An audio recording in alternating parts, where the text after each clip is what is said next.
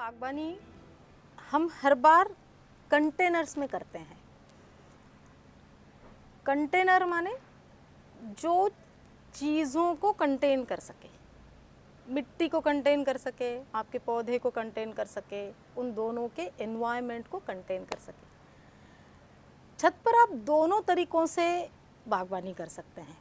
एक direct method जो छत पे आप डायरेक्टली मिट्टी डाल के और उसके ऊपर आप लैंडस्केपिंग कर रहे हैं, और एक कंटेनर मेथड। ये सारे जितने प्रकार के कंटेनर मेरे सामने रखे हुए हैं, ये सारे जो भी बागबानी करते हैं वो इनसे परिचित है, और जो नहीं भी करते हैं सड़क के किनारे आपको ये काफ़ी सारी चीज़ें रखी हुई मिलती है।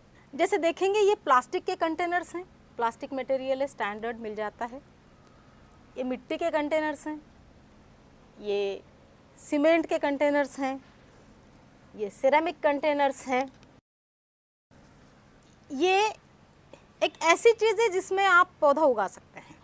तो ये भी क्या हुआ, ये भी एक कंटेनर हुआ जो आपके पौधे को, मिट्टी को, उसके सराउंडिंग को कंटेन कर सके, वो भी एक कंटेनर हुआ।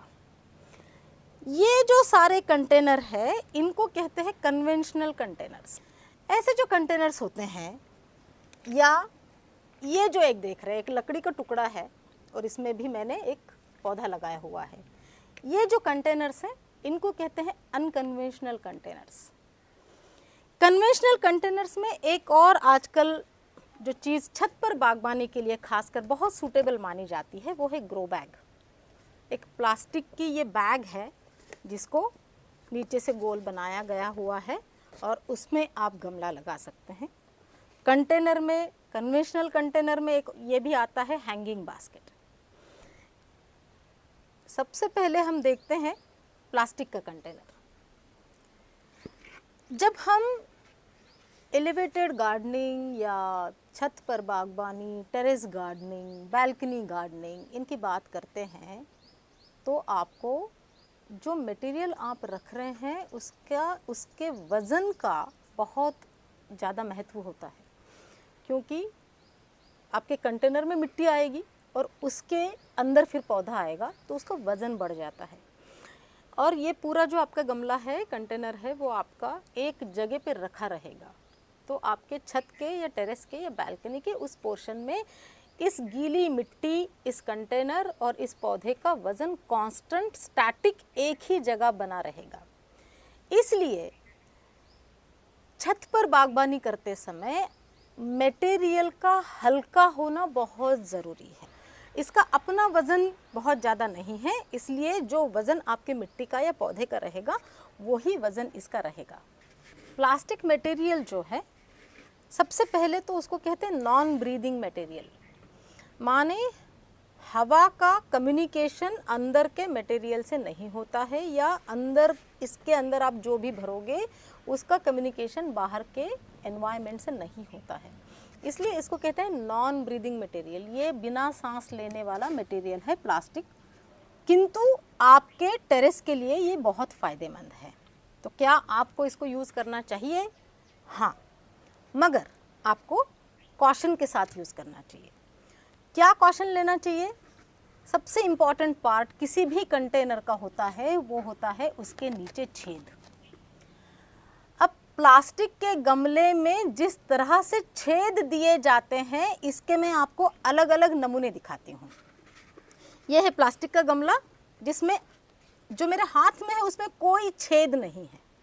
ये यहाँ पर एक छेद के निशान बने हुए हैं और वो अंदर से बंद है। अंदर से किस तरह से बंद है?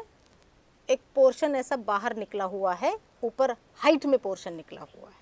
अब इसको हम किस तरह से छेद करें या हम किस तरह से करते हैं मैं बताती हूँ आपको। इसको हम छेद करते हैं, बस ये इसको एक पॉइंटेड चीज़ आपने डाली और आपने इसको छेद कर दिया। अब अगर आप फ़र्क देख रहे होंगे, मैंने इसमें इस तरह से छेद किया है कि ये जो अंदर का रेज्ड पोर्शन था, जो गमले के अंदर आता था, ये पूरी तरह से टूट के बाहर निकला है। इस तरह से छेद आपको करना है। अब ये जो पोर्शन है जो गमले का पूरी तरह से टूट चुका है, ये गमले के नीचे की सतह थी और ये गमले की अंदर की सतह है, और ये जो कोनिकल पोर्शन आपको दिख रहा है ये मैंने पूरा काट के निकाला है, तब जाके गमले में इस तरह से छेद हुआ है। सो अगर यहाँ पर इस कोनिकल पोर्शन के सिर्फ इतने पार्ट में आप छेद कर देते, जैसे कि बस आपने यहाँ से एक पेचकस डाला और यहाँ पे सिर्फ आपको ये जो इतना पोर्शन है, इतने पोर्शन में आपने छेद कर दिया, क्या होगा? ये देखिए, ये गमले की नीचे की सतह है, ये गमले का अंदर का पार्ट है, और इस हाइट में, इस वाले हाइट में सतह तो यहाँ है, हाइट आपकी यहाँ है, तो ये जो एक आधा सेंटीमीटर का ये जो स्पेस बचता है, यहाँ पर आपके गमले में पानी हरदम रुका रहेगा। जहाँ पर पानी रुका रहता है गमले में जड़ के नीचे, वहाँ पर मिट्टी का या जड़ का सड़ाव शुरू हो जाता है। इसलिए ये ज़रूरी है कि आप जब भी प्लास्टिक के गमले में छेद करें, इस पोर्शन को पूरी तरह से हटा दें और आप उसको इस तरह से पूरी तरह से छेद करें। ये पूरा एक सतह पे हो गया, इसमें कोई सतह डिफरेंस नहीं है। इस तरह से आपका ये छेद हो गया।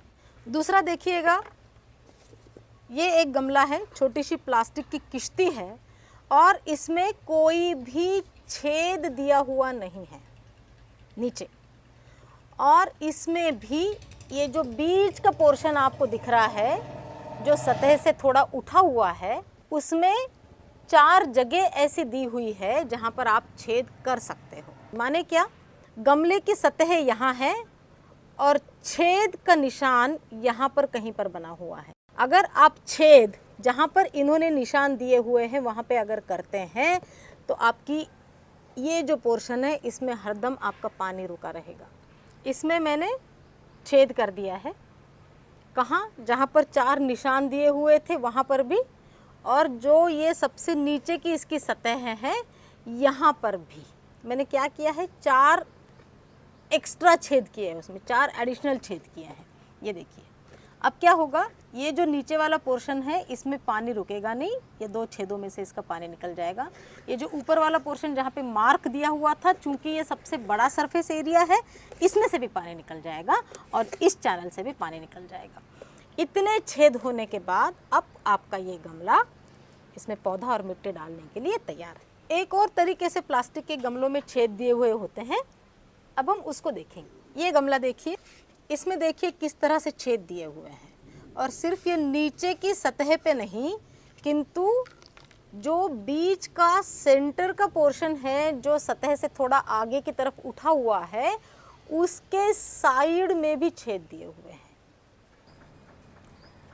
आपने देखा होगा मार्केट्स में ऐसी प्लेट्स भी मिलती है, और कई गार्डनर्स आपको कहते हैं, टीचर्स आपको कहते हैं कि आप इसमें पानी भर के और गमला इसमें रख के अगर चले जाएंगे तो बस आपको इस प्लेट में पानी देते रहना है, गमले में पानी देने की ज़रूरत नहीं है।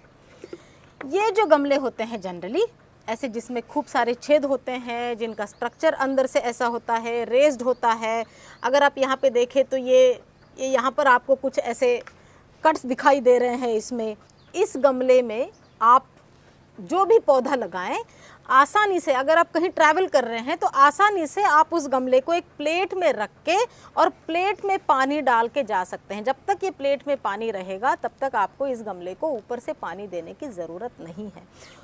ऐसे सिचुएशंस के लिए ऐसे छेद वाले और ऐसे स्ट्रक्चर वाले गमले सबसे अच्छे होते हैं। अब हम देखेंगे मिट्टी का गमला, जो सालों से हमारे साथ में है। गार्डनिंग के लिए सबसे अच्छे माने गए मिट्टी के गमले।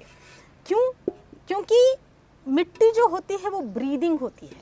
इसमें जो भी आप पौधा लगाओगे उसकी जड़, उसकी मिट्टी हरदम ठंडी रहेगी। ये सबसे बड़ा एडवांटेज है मिट्टी के गमले में।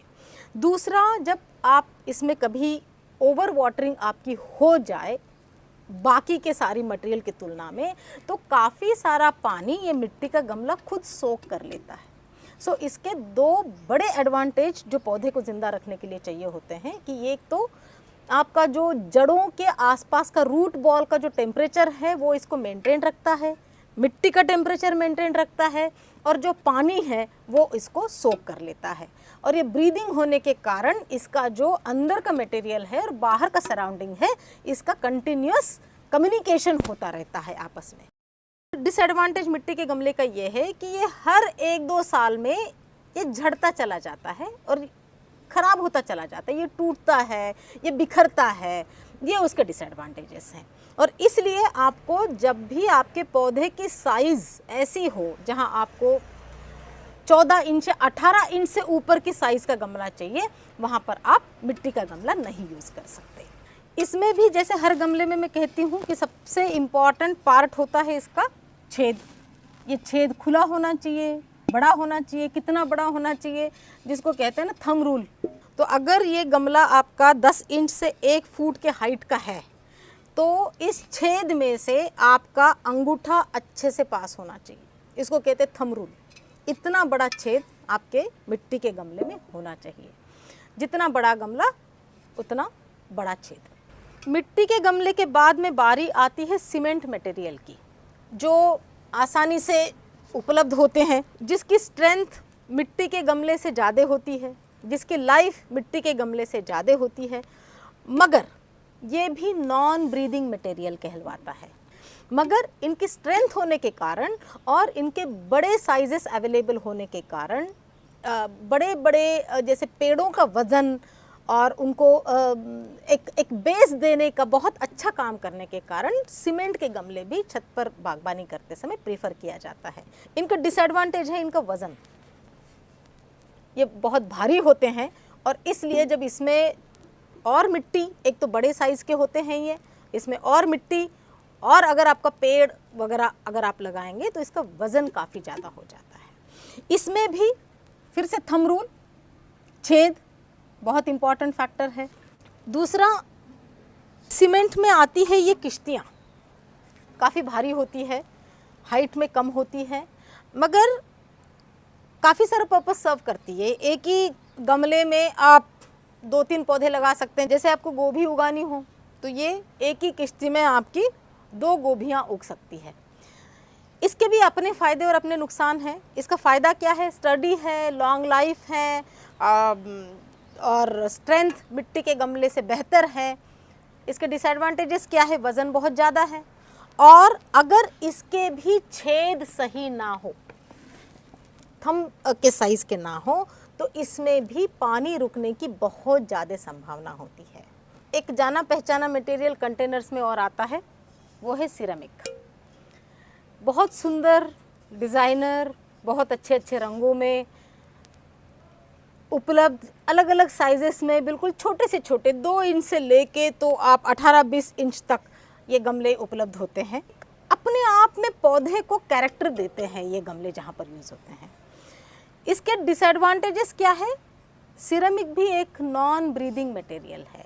अंदर की दुनिया से बाहर की दुनिया का कोई कम्युनिकेशन हो नहीं पाता है, इसलिए पानी का मैनेजमेंट सिर्फ अंदर ही अंदर, या आपके ये जो इसका छेद है सिर्फ इसी के थ्रू पानी का मैनेजमेंट होता है। और गर्मी में ये अंदर की मिट्टी को अनएरोबिक कंडीशंस कर सकते हैं क्योंकि ये बहुत गर्म हो जाते हैं। ग्रो बैग के फ़ायदे, अब देखिए बिल्कुल हल्का है, इसका कोई वज़न ही नहीं है और ये आप अलग अलग आकार में अवेलेबल होते हैं, जैसे गोल होते हैं, रेक्टेंगुलर होते हैं, स्क्वायर होते हैं, और आप इसको जिस तरह का आकार दें उस आकार में ये बैठ जाता है।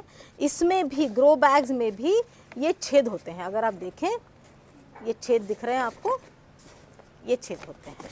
सो ये छेद के साथ में इसका भी पानी का ड्रेनेज बहुत अच्छे से हो जाता है।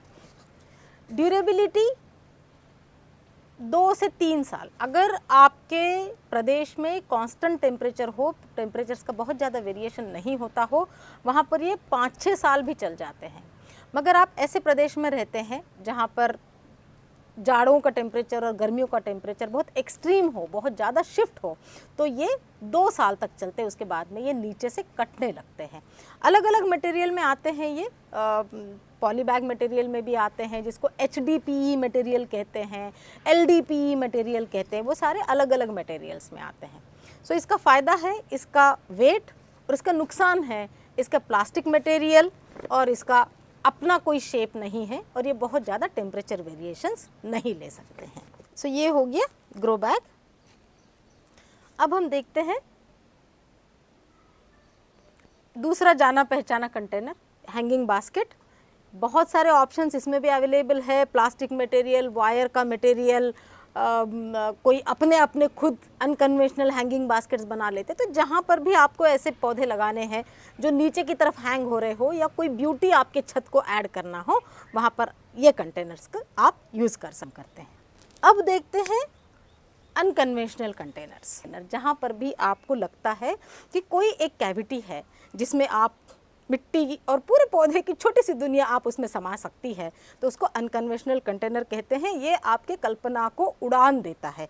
जैसे आप इसको अगर देखेंगे, ये एक लकड़ी का टुकड़ा था और छत्तीसगढ़ के एक किसी वाटरफॉल में मुझे ये लकड़ी का टुकड़ा पड़ा हुआ मिला। मुझे इसका आकार इतना सुंदर लगा कि मुझे तब समझ में नहीं आया मैं इसका करूं क्या। ये एक तरफ से देखो तो मगरमच्छ की तरह दिख रहा है, एक तरफ से देखो तो किसी पंछी की चोंच की तरह दिख रहा था। फिर मेरा ध्यान गया कि अरे इसमें तो एक बहुत अच्छी कैविटी है। अगर आप इधर देखोगे तो ये इसमें बहुत अच्छी कैविटी थी। इस पीस को करीब 10 से 12 साल मेरे साथ हो गए हैं। इसमें मैंने बस थोड़ी सी मिट्टी डाल के और ये फर्न का पौधा लगाया है। आप ये देखिए, तो ये भी एक अनकन्वेंशनल कंटेनर कहलाता है। अब इतने सारे ऑप्शन में से हम ये देखेंगे गमला चूज कैसे करें। मुझे लगता है गमला चूज 2 फैक्टर्स पे करना चाहिए, एक उसका मटेरियल और दूसरा उसका साइज। जैसे हमने मटेरियल का देखा, उसके अलग अलग अरेंजमेंट देखी, तो हम मटेरियल में चूज कैसे करें। मेरे मुताबिक, मेरे अनुभव के मुताबिक, और काफ़ी सारे गार्डनर्स आपको बताएंगे, बेस्ट मटेरियल होता है टेराकोटा, मिट्टी का गमला, जिसको टेराकोटा भी कहा जाता है। मिट्टी का गमला आप चाहे जिस भी प्रदेश में रहते हो, चाहे बहुत ज़्यादा ठंडे प्रदेश में रहते हो या बहुत ज़्यादा गर्मियों वाले प्रदेश में रहते हो या ऐसे प्रदेश में रहते हो जहाँ पर वर्षा बहुत अधिक होती है, इन तीनों क्लाइमेटिक कंडीशंस में मिट्टी का गमला सबसे अच्छा बिहेव करता है। मगर जैसे कि मैंने कहा कि आपको बड़ा पेड़ लगाना है तो मिट्टी का गमला बड़े साइज में आता नहीं है। तब आप क्या करोगे, तब सेकंड ऑप्शन आपका जाता है सीमेंट का गमला। सो सीमेंट का गमला आप बड़े साइज में यूज़ कर सकते हैं, बड़े पेड़ों के लिए यूज़ कर सकते हैं, मगर ये आपके छत का वज़न बढ़ाता है। सो आपकी पहली चॉइस हुई मिट्टी का गमला, दूसरी चॉइस हुई आपका सीमेंट का गमला। मैं इन सारे मटेरियल में तीसरी चॉइस मेरी अपनी रखूंगी ग्रो बैग। जहाँ पर छत पर बागबानी की चर्चा होती है या छत पर बागबानी का विषय आता है, सो तीसरा मेरा चॉइस है ग्रो बैग, क्योंकि ये कम नुकसानदायक है। ठंड में, मिट्टी में, गर्मी में, बारिशों में, ये सारे में चल जाता है। मेरी चौथी चॉइस होगी सिरेमिक और मेरी लास्ट चॉइस होगी प्लास्टिक। अब दूसरा फैक्टर जो आपको गमले चूज़ करने में मदद करता है वो है पौधे के जड़ों की लेंथ। जितने छोटे जड़ का पौधा उतना छोटे हाइट का गमला। जितना आप गमला छोटा रखोगे उसमें आप मिट्टी कम रखोगे। जहाँ पर मिट्टी और गमले का साइज छोटा हो गया वहाँ पर आप पानी भी उसको उसी तरीके से दोगे। अगर आपने छोटा पौधा बहुत बड़े गमले में लगा दिया तो आप क्या करोगे, पूरे गमले में पानी दोगे और पानी ज़्यादा होने के कारण उस पौधे के मरने के चांसेस ज़्यादा होंगे। इन सारे प्लानिंग से होता क्या है, जो भी आप खुराक दे रहे हैं मिट्टी में, जो भी आप मिला के पौधे को खाना देने की कोशिश कर रहे हैं, वो पूरा खाना उस पौधे को अवेलेबल हो जाता है और वो पौधा भी खुश रहता है। आपका वाटर मैनेजमेंट अपने आप से हो जाता है, सॉइल भी कम लग जाती है और आपका जो छत का स्ट्रक्चर और वज़न वगैरह है उन सारी की भी व्यवस्था अपने आप हो जाती है।